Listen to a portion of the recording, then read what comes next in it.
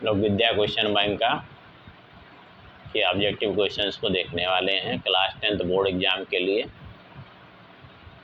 Hello student, welcome to my YouTube channel Edu career academy के platform पे आप लोग का स्वागत है।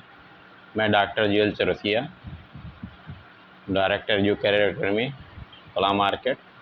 आज हम लोग जो है क्लास 10th का जो है विज्ञान का जो है फर्स्ट चैप्टर जो है रासायनिक अभिक्रिया, इसका जो है ऑब्जेक्टिव क्वेश्चन करेंगे, क्योंकि बोर्ड के पॉइंट ऑफ व्यू से जो इम्पोर्टेंट क्वेश्चन हैं उसको हम लोग कवर करेंगे। खैर ऑब्जेक्टिव तो सारे क्वेश्चन हम लोग को कवर करने चाहिए, जो कई बार पूछे गए हैं पेपर्स में उसको तो ज़रूर बहुत ध्यान से आपको करना पड़ेगा। तो इसी क्रम में हम लोग फर्स्ट क्वेश्चन करते हैं। क्या दिया है? फेरिक ऑक्साइड या फिर 2O3, क्या बोलते हैं इसको? Ferric oxide plus 2Al aluminium reaction कर रहा है तो एल्युमिनियम ऑक्साइड प्लस 2Fe जो है बना रहा है। तो अब यह दूसरा इक्वेशन दिएगा zinc plus H2SO4 zinc sulphate plus H2। अब इसमें अगर हम देखें क्या हो रहा है, एल्युमिनियम किसको आयरन को हटा के बैठ जा रहा है उसके जगह पे, मतलब एल्युमिनियम का क्या हो रहा है, जगह उसकी से हट रहा है, मतलब वो विस्थापित हो रहा है। इसमें भी देखें जिंक क्या कर रहा है, H2SO4 H2 अलग हो जा रहा है, तो मतलब H2 को विस्थापित कर रहा है। तो ये कैसी रिएक्शन हो गई? विस्थापन अभिक्रिया हो गई। अगर दोनों का विस्थापन हो रहा तो एल्युमिनियम आयरन को करता और एल्युमिनियम के साथ कुछ और होता तो आयरन उसके साथ चला जाता, लेकिन ऐसा इसमें नहीं है, इसलिए द्वि विस्थापन ना होके कैसा विस्थापन है, वो एक विस्थापन है या नॉर्मल विस्थापन अभिक्रिया बोलेंगे। अब नीचे दिए गए अभिक्रिया के संबंध में कौन सा कथन असत्य है ये बताना है। तो अगर हम देखें लेड ऑक्साइड प्लस कार्बन, अब यस क्या होता है? सॉलिड अवस्था बताता है। यस मतलब सॉलिड, लेड बन रहा है सॉलिड पर कार्बन डाइऑक्साइड गैस बन रही है। इसमें देखो क्या बोल रहा है, सीसा अपचयित हो रहा है। अब देखो यहाँ पे पहले क्या दिया है, लेड ऑक्साइड। तो लेड ऑक्साइड जब किसी चीज़ में से ऑक्सीजन निकलता है तो उसका क्या होता है, उसका अपचयन होता है। तो अब यहाँ पे क्या लेड ऑक्साइड है, मतलब लेड ऑक्साइड का अपचयन हो रहा है, सीसा का नहीं हो रहा है। ठीक, तो पहली बात ये गलत हो गई। दूसरा, कार्बन डाइऑक्साइड उपचयित हो रहा है। अब देखो कार्बन डाइऑक्साइड का उपचयन मतलब ऑक्सीडेशन, ऑक्सीकरण। तो कार्बन देखो क्या कार्बन दिया है, कार्बन का जो है CO2 बन रहा है, मतलब कार्बन में ऑक्सीजन जुड़ रही है, तो इसका कार्बन का उपचयन हो रहा है, ना कि कार्बन डाइऑक्साइड का। तो इसमें दो बात कौन सी, पहला गलत हुआ और ये दूसरा जो कार्बन डाइऑक्साइड उपचयित हो रहा है, कार्बन डाइऑक्साइड नहीं कार्बन उपचयित हो रहा है, और ये सीसा अपचयित नहीं हो रहा है, सीसा का लेड ऑक्साइड अपचयित हो रहा है। तो इसमें पहला और दूसरा गलत हो गया। ठीक, अब वहाँ पे जो बात हुई कार्बन उपचयित हो रहा है, ये बात सही है, कार्बन का ऑक्सीडेशन हो रहा है, लेड ऑक्साइड अपचयित हो रहा है, ये बात सही है दोनों। तो लास्ट के दो सही हैं, तो गलत पूछा हुआ है असत्य कौन सा है, तो फर्स्ट और सेकंड, सीसा अपचयित हो रहा है, कार्बन डाइऑक्साइड उपचयित हो रहा है। अब अगला क्वेश्चन करते हैं। फेरिक क्लोराइड में H2O की रिएक्शन करा रहे हैं, प्लस Y कुछ है, क्या बन रहा है, FeCl2 plus H2SO4 plus 2HCl। अब रिएक्शन को हम पहले देखेंगे कि दोनों तरफ क्या कितने इसके दोनों साइड के जो भी रिएक्टेंट है, उत्पाद या जो है विकारक बराबर हैं, उनके जो है संख्या बराबर है कि नहीं। तो अगर हम यहाँ देखें 2FeCl3, इधर से देखेंगे दो आयरन है, इधर दो आयरन हो गया, लेकिन क्लोरीन 2 × 6 हो गया, 2 से गुणा करते हैं Cl3 में तो कितना आएगा, 6 क्लोरीन है। इधर कितने क्लोरीन हो रहे हैं आपके, 4 क्लोरीन हो रहे हैं। ठीक, 4 ये हो गए और 2 क्लोरीन यहाँ पे हो रहा है, तो 6 क्लोरीन तो पूरा हो गया। लेकिन जब हम आए 2H2O में देखें, 2 दूना 4 हाइड्रोजन हो गया, लेकिन यहाँ पर भी 2 हाइड्रोजन और 2 हाइड्रोजन 4 हाइड्रोजन हो गया। अब देखो 4 हाइड्रोजन पूरे हो गए, ये भी पूरा हो गया, प्लस Y। अब क्या जो है यहाँ पे क्या बचा, हाइड्रोजन पूरा हो गया, केवल SO4 क्या बच रहा है, SO4 बच रहा है, इधर SO4 नहीं है। ठीक है, और लेकिन यहाँ पे इधर देखो 2 ऑक्सीजन है, इधर क्या है, इधर 2 ऑक्सीजन और है, बाकी यहाँ क्या बचा होगा, तब 4 ऑक्सीजन वहाँ पे आया। अगर SO4 बना होगा तो इसका मतलब 2 ऑक्सीजन उसमें पहले से रहा होगा, और उसके साथ इधर जो भी कोई कंपाउंड रहा होगा उसके साथ 2 ऑक्सीजन रहे होगा। तो 2 ऑक्सीजन कौन, एक सल्फर हो रहा है, 2 ऑक्सीजन इसका और 2 इसका, क्या बनेगा, यह सल्फेट बन जाएगा। तो इसीलिए SO2 और ये 2 ऑक्सीजन है जोड़ के SO4 बन गया। तो यहाँ पे क्या होगा, सल्फर डाइऑक्साइड होगा SO2। तो यहाँ का 2 ऑक्सीजन और ये ऑक्सीजन जुड़ गया और सल्फर, तो क्या बन गया, SO2 बन गया। क्या बन गया, सल्फर डाइऑक्साइड। और श्याम श्वेत फोटोग्राफी में प्रयुक्त होता है। श्याम श्वेत फोटोग्राफी क्या होती है, जो ब्लैक एंड वाइट फोटो बनाए जाते थे पहले, उसको जो है उसको डेवलप किया जाता था। तो उसके लिए हम लोग सिल्वर का क्लोराइड यूज करते थे। क्या, सिल्वर का क्लोराइड यूज करते थे। उसको जो पहले रील लगती थी उसको धोया जाता था, उसमें यूज होता है था। अब तो सब डिजिटल आ गए हैं। अब इसके बाद हम लोग नेक्स्ट क्वेश्चन करते हैं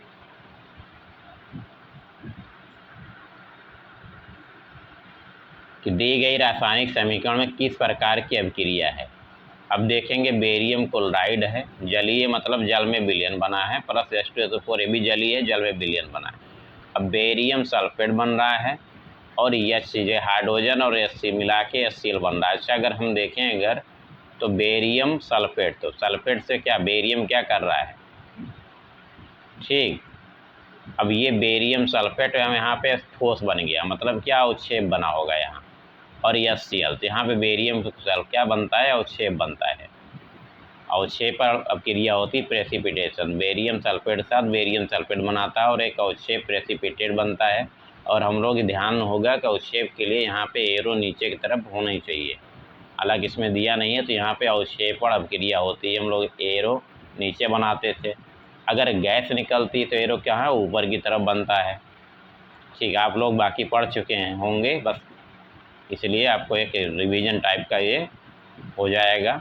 अब अगला को है, एक भूरे रंग का चमकदार तत्व यक्ष को वायु की उपस्थिति में गर्म करने पर वो काला हो जाता है, इस तत्व का नाम बताइए। अब जो कापर है, कापर के साथ यही है, भूरा कलर कौन देता है, कापर के कंपाउंड देते हैं ब्राउन कलर, ठीक है। और तत्व यक्ष को अब तत्व का नाम नहीं दिया है, वो वायु की उपस्थिति में गर्म करने पे तो काला हो जाता है। तो ये किसकी प्रॉपर्टी होती है, तांबे की, कापर मतलब तांबा, ठीक। अब कार्बन को वायु में जलाने पर कार्बन डाइऑक्साइड गैस का बनना उदाहरण है। अब देखो, कार्बन को C से दिखाते हैं, ठीक, और वायु को हम ऑक्सीजन से दिखाते हैं। अगर C और O जुड़ेगा तो क्या बनेगा, CO2, मतलब क्या रहा है, जुड़ रहा है। जुड़ने को क्या बोलते हैं, योग बोलते हैं। क्या, योगात्मक या संयोजन अभिक्रिया। तो इसमें क्या संयोज हो रहा है, मतलब जुड़ रहा है, कार्बन और ऑक्सीजन जुड़ रहा है तो CO2 बन रहा है, इसको संयोजन अभिक्रिया बोलेंगे, ठीक।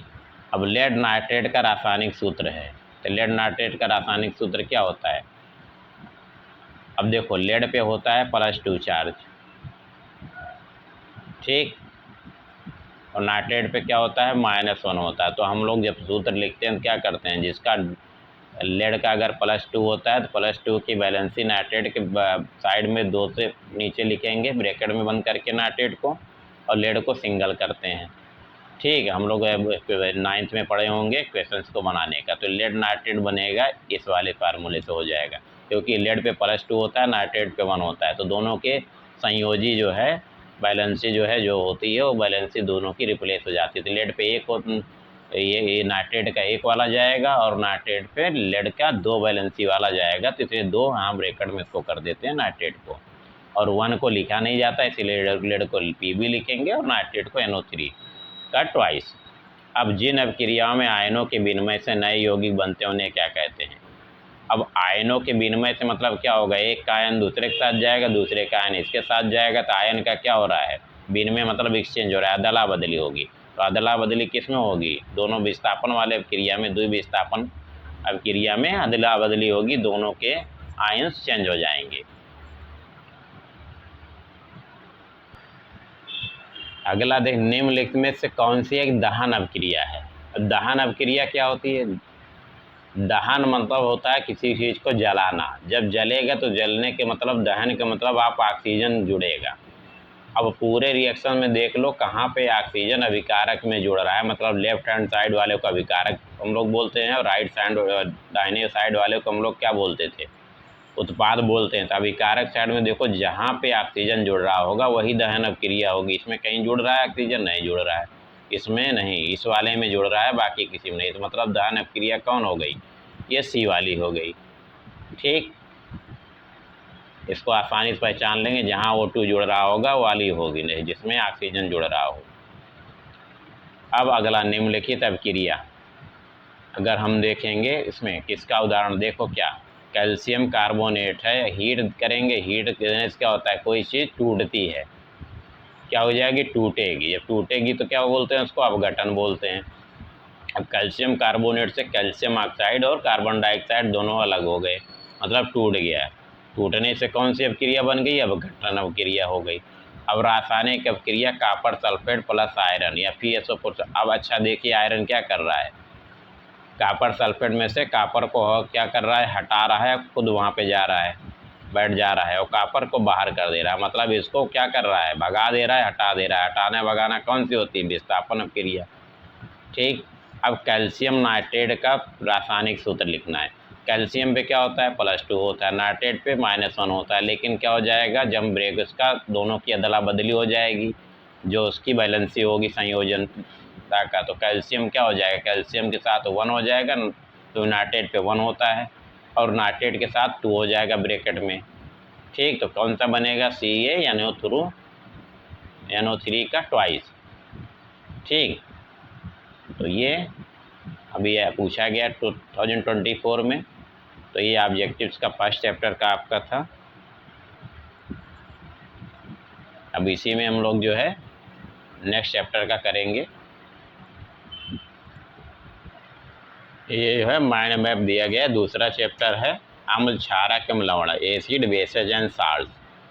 तो अम्ल क्षारक और लवण, ठीक है। अम्ल क्या, कार्बनिक अम्ल होते हैं और खनिज अम्ल होते हैं। कार्बनिक अम्ल, ठीक है, प्राकृतिक स्रोतों से, जो पौधे वगैरह से प्राप्त, जैसे टार्टेरिक है, साइट्रिक है, लैक्टिक अम्ल, मतलब वो सारी चीज़ जो हम लोग क्या करते हैं, फ्रूट से या फल से, सब्जियों से, जिससे हम लोग खाते हैं मिलता है, मतलब वो ऑर्गेनिक सब्सटेंस जो पेड़ पौधों से मिलते हैं, जो हम यूज करते हैं, वो सारे हमारे किस में आएंगे, कार्बनिक अम्ल में। और दूसरा होता है खनिज अम्ल, मतलब जो कि बहुत सारे चीज़ों को खोदते हैं, निकालते हैं, भूपटल पर खनिजों से तैयार होते हैं, बन जाते हैं। तो उसमें सल्फ्यूरिक अम्ल हो गया, नाइट्रिक अम्ल हो गया, हाइड्रोक्लोरिक अम्ल, ये सब खनिज अम्ल होते हैं। फिर है तुम्हारा सूचक। सूचक मतलब नाम बता रहा है, सूचना देंगे कि वो अम्ल है या क्षार है। सूचक का मतलब यहाँ पे ये है, हल्दी है, लिटमस है, ये सब क्या है, प्राकृतिक सूचक होते हैं। ठीक है, इसको प्राकृतिक सूचक बोलते हैं। फिर यहाँ पे आप देखें तो कृत्रिम सूचक होते हैं, फिनाप्थिलीन, मोथिल, ऑरेंज और बहुत सारे और भी आपको मिलेंगे देखने को। अब क्षारक, क्षारक में भी जो है, जो प्रबल क्षारक होते हैं और दुर्बल क्षारक होते हैं। जो प्रबल क्षारक होंगे जल में जल्दी घुलनशील होते हैं, NOH, KOH, ये सब जो है फर्स्ट ग्रुप के अगर आप पीरियाडिक टेबल पढ़ें, वो सब ज़्यादा जो है प्रबल क्षारक होंगे। दुर्बल क्षारक जो अघुलनशील होते हैं, अथवा जल में आंशिक रूप से घुलनशील होंगे, थोड़ा बहुत उसका घुलेगा, पूरा सही से घुलता नहीं है। अब जो है, और अम्ल में भी प्रबल अम्ल और प्रबल जो है दुर्बल अम्ल भी होते हैं। अब यहाँ पे लवण, लवण में लवणों के प्रकार, लवण क्या है, हाइड्रेटेड लवण हो गए, फिर निर्जल लवण। हाइड्रेटेड मतलब वो साल्ट जिसके अंदर H2O के पार्टिकल्स उसमें बने रहते हैं, उसके क्रिस्टल में, उसके संरचना में H2O के पार्टिकल्स जरूर रहेंगे। निर्जल लवण में जैसे H2O के पार्टिकल उसके स्ट्रक्चर में नहीं होंगे। ठीक, जैसे बोरेक्स वगैरह जो है हम देखें, कॉपर सल्फेट में CuSO4.5H2O होता है, तो H2O उसमें जुड़ा होता है स्ट्रक्चर में। अगर नहीं जुड़ा होगा, हीट करेंगे तो H2O निकल जाएगा, तो उसको निर्जल लवण बोलते हैं। ठीक, अब अम्ल व क्षार की अभिक्रिया से प्राप्त, अगर स्ट्रांग एसिड मतलब जो है प्रबल अम्ल और प्रबल क्षार होगा, तो रिएक्शन करेंगे तो कैसी अभिक्रिया होगी, उदासीनी अभिक्रिया, मतलब वो दूसरे एक दूसरे के प्रभाव को ख़त्म कर देते हैं। तो दैनिक जीवन में कहाँ पे हमें ज़रूरत होता है, बदहजमी है, कारखानों का अवशिष्ट, मिट्टी का उपचार, इस समय हम लोग न्यूट्रलाइजेशन करते हैं, वो उदासीनीकरण क्रिया करी जाती है। ये हुआ माइंड मैप, और अगला हम लोग अब आगे क्वेश्चंस करेंगे। ऑब्जेक्टिव क्वेश्चन, क्षारीय विलयन में फिनाप्थिलीन सूचक का रंग होता है। तो ये क्षारीय विलयन में फिनाप्थिलीन जो क्या करेगा, कैसा रंग देता है, गुलाबी रंग देता है। क्षारीय मतलब NOH, KOH अगर उनका सोल्यूशन किसी का होगा, सोडियम हाइड्रोक्साइड का जहाँ पे OH वाले होंगे, या जो है NaOH, KOH, इस सब की में अगर साथ अगर अभिक्रिया करेगा तो इसका रंग क्या हो जाएगा, ये गुलाबी रंग देता है। फिर निम्न में परबल क्षार है। अब जो है परबल क्षार जो फर्स्ट ग्रुप के जितने होते हैं पहले के, सोडियम, ठीक, पोटेशियम में वाला पहला ग्रुप अगर पीरियाडिक टेबल का आप लोग जानते हो, ठीक है, लिथियम, सोडियम, पोटेशियम है ना, rubidium, caesium, francium first group में यही वाला है उस वाले में। तो KOH और NOH ये सब स्ट्रांग परबल क्षार में आते हैं। क्यों? क्योंकि आसानी से पानी में घुल जाते हैं, इसलिए परबल क्षार अभी हम लोग पढ़े हैं, जो आसानी से पानी में घुलें तो ज़्यादा परबल क्षार होते हैं। फिर निम्नलिखित में दुर्बल अम्ल कौन सा है?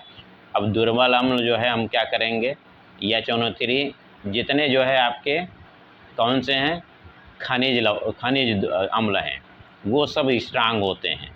बाकी जो है बहुत सारे जो है खनिज और नहीं होते हैं, वो जो है वीक होंगे। तो इसमें तो HCl स्ट्रांग होता है, HNO3 और H2SO4 स्ट्रांग जो है अम्ल आएंगे पर जो है, लेकिन दुर्बल अम्ल कौन होगा, हाइड्रोजन साइनाइड, HCN क्या होगा, दुर्बल अम्ल होता है।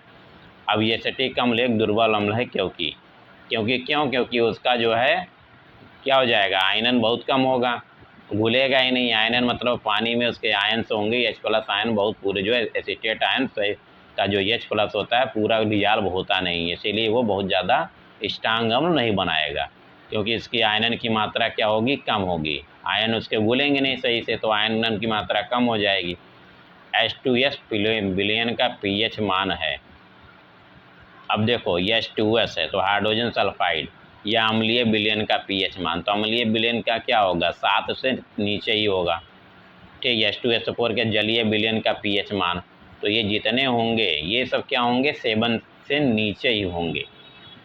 ठीक है, मतलब क्या इसमें 0, 7, 7 से कम या 7 से अधिक ऐसे दिया है, तो क्या हो जाएगा, 7 से कम ही होगा। जो भी अम्लीय अम्ल होंगे, अम्ल की हम जानते हैं जो है 0 से अबव और जो है 7 से के नीचे तक के जितने होते हैं अम्लीय होते हैं। 7 पे क्षारीय हो जाता है, 7 पे न्यूट्रल होता है, और 7 से ऊपर क्या होता है, 14 तक में हम लोग क्षारीय विलयन करते हैं। क्षारीय विलयन का pH क्या होगा, 7 से अधिक हो जाएगा। फिर अब अगला हम लोग क्वेश्चन करते हैं, इसमें कोई विलयन लाल लिटमस को नीला कर देता है, इसका pH समता क्या होगा। लाल को नीला कर रहा है तो क्या हो जाएगा, ये क्षार की प्रॉपर्टी, ठीक, लिटमस को जो क्षार है, तो मतलब ये क्या करेगा, 10 मतलब 10 जो है pH क्या हो जाएगा, 7 से अबव वाला होगा। 7 से अबव में 10 वाला दिया हुआ है, बाकी सब अम्लीय हैं। तो एक विलयन का pH मान 1 है, ये विलयन है। अगर कोई भी विलयन जिसका pH मान 1 होता है तो किस कैटेगरी में जाता है, ये जाएगा अम्ल में। तो अम्ल अगर हम देखें तो NaCl, H2SO4, KOH और ग्लूकोज में अम्ल कौन सा है, H2SO4 है। तो इसमें सही आंसर क्या हो जाएगा, H2SO4। या मेथिल ऑरेंज मिलाने पर कौन सा विलयन लाल हो जाता है, तो मेथिल ऑरेंज एसिडिक सोल्यूशन में एसिड मिलाने पे वो हो जाता है, रेड कलर में कन्वर्ट हो जाता है। ये अम्ल की प्रॉपर्टी, अम्लीय विलयन की प्रॉपर्टी होती है मेथिल ऑरेंज के साथ। अब एक विलयन नीले लिटमस को लाल कर देता है, इसका pH क्या है। ठीक, नीले लिटमस को क्या कर रहा है, लाल कर देता है, इसका pH जो है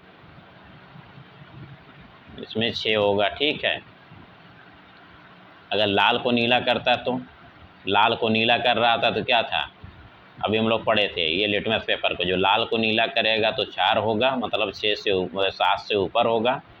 और जो है उल्टा अगर कर रहा है, मतलब अगर नीले लिटमस को लाल कर रहा है तो इसका मतलब ये अम्ल होगा, और ये 7 से नीचे इसका pH होगा, मतलब इसमें 6 वाला है। अब देखो 10⁻⁶ मोलर HCl विलयन का pH मान होगा। तो इसका सबसे आसान तरीका क्या है, हम जो ये लिखा होता है, ठीक, माइनस माइनस छोड़ के खाली जो नंबर ही लिखा होता है 6, वही जो है इसका pH हो जाता है। क्योंकि हम जब सॉल्व करेंगे तो -log10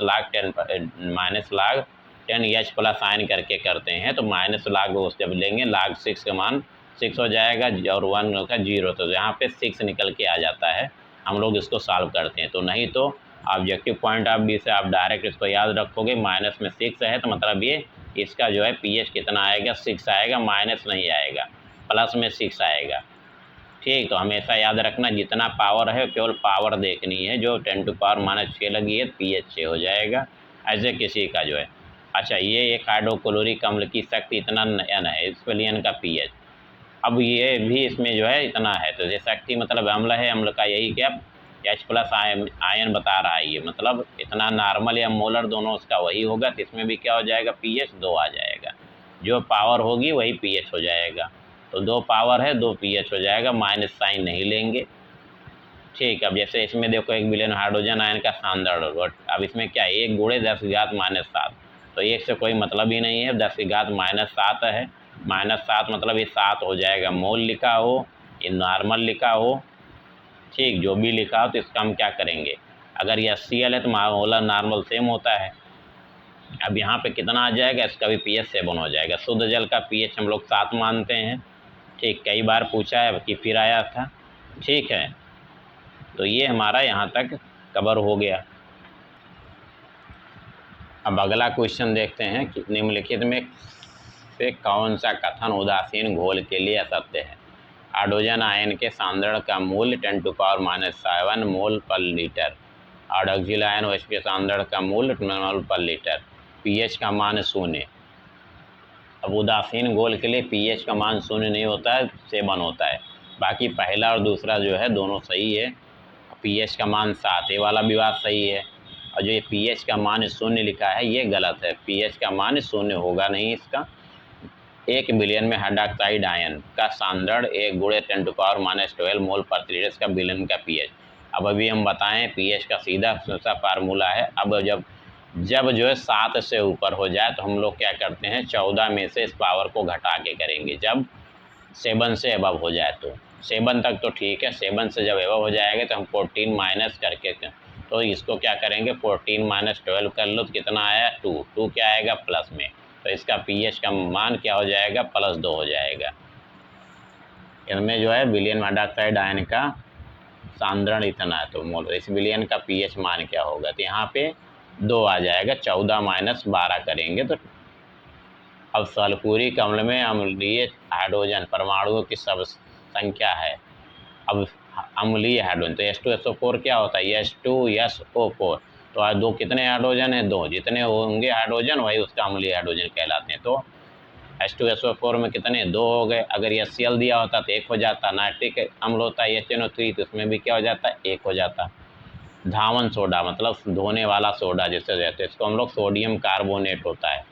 धावन सोडा सोडियम कार्बोनेट, अगर नाम याद रहेगा तो सोडियम कार्बोनेट, सोडियम कहाँ पे है ये वाला है, कार्बोनेट CO3 सीधा याद रहेगा तो आप निकाल लोगे, यानी 2CO3.10H2O, मतलब ये वाला सही हो जाएगा। फिर निम्नलिखित में से अम्लीय लवण है, जो लवण जिसमें हाइड्रोजन होगा वो अम्लीय लवण होता है। अब देखो किसमें बीच में हाइड्रोजन है, आसानी से पहचानने का तरीका है कि हाइड्रोजन इसमें 1 में दिख रहा है, इसका मतलब अम्लीय लवण कौन सा होगा, ये हो गया। पेयजल को जीवाणु रहित मतलब जीवाणु, अगर पेयजल में बैक्टीरिया है उसको मारने का काम कौन सा करेगा, हम लोग ब्लीचिंग पाउडर से मार सकते हैं। ठीक, ब्लीचिंग पाउडर भी क्या करता है, पानी को साफ करता है। अब सल्फर डाइऑक्साइड का जलीय विलयन होता है। सल्फर डाइऑक्साइड जो है अम्लीय होता है, इसीलिए उसको पानी में घोलेंगे तो H2O से रिएक्शन करके क्या बनाएगा, सल्फ्यूरिक अम्ल बनाएगा जो कि अम्लीय होता है।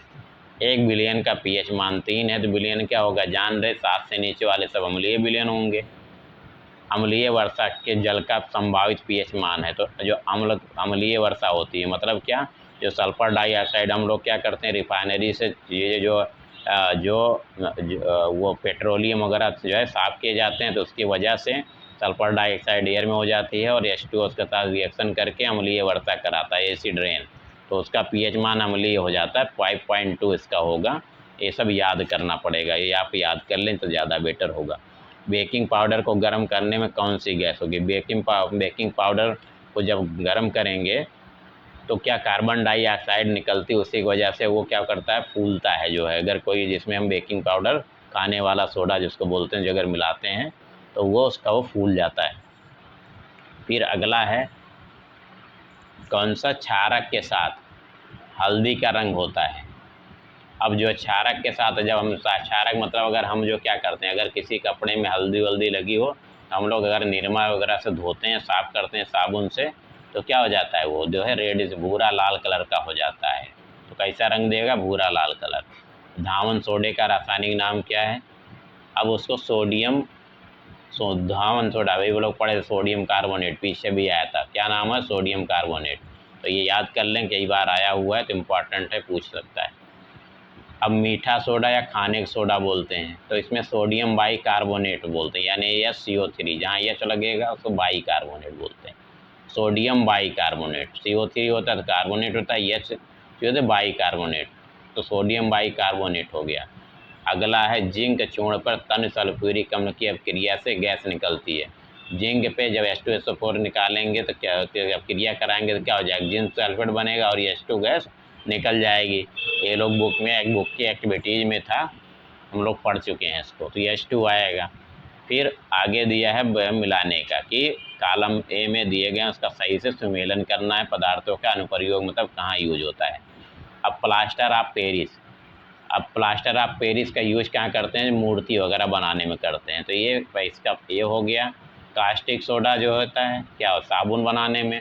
सोडियम बाइकार्बोनेट हम जानते हैं जो है, ठीक है। ब्लीचिंग पाउडर क्या है, ब्लीचिंग पाउडर किसके लिए करते हैं, कीटनाशक के लिए भी पीछे पड़े थे, कीटनाशक या प्रतिजीवाणु के लिए करेंगे। तो एक बचा तुम्हारा सोडियम बाइकार्बोनेट क्या, प्रति अम्ल, एंटी एसिड जिसको बोलते हैं, उसके लिए यूज किया जाता है। तो इस तरीके से हम लोग जब मिलाएंगे इसको तो इसमें कौन सा बी वाला ऑप्शन सही होगा।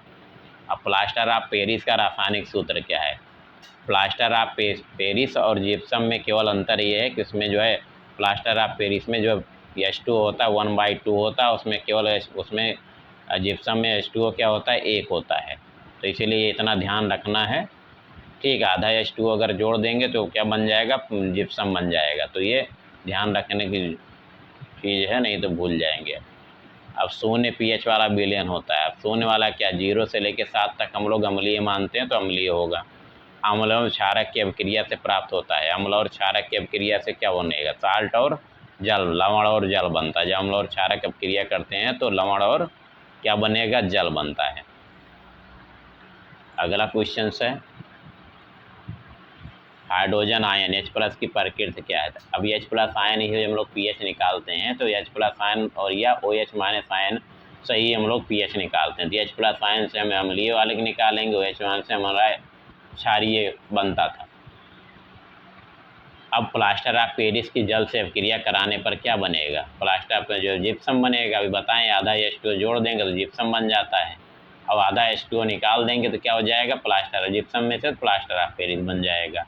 तो ये 2 चैप्टर्स के हम लोगों ने ऑब्जेक्टिव्स को विथ एक्सप्लेनेशन हम लोगों ने कर लिए हैं। अगर आपको एक वीडियो सही लगा तो आप शेयर करिए, सब्सक्राइब करिए, अपने और फ्रेंड्स को बताइए जिनके बोर्ड्स एग्जाम्स हैं, ठीक।